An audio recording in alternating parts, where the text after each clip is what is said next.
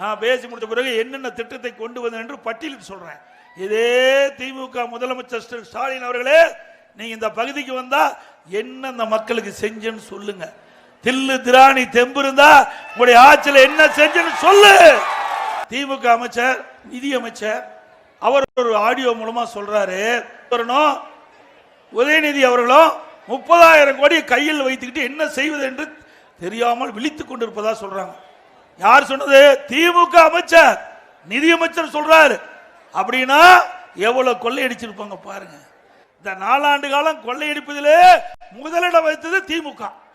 எப்ப பார்த்தாலும் ஸ்டாலின் சொல்றார், இந்தியாவிலேயே சூப்பர் முதலமைச்சர், இந்தியாவுக்கு முதன்மாரியான முதலமைச்சர். எதுல? கொள்ளையடிப்பதில்ல.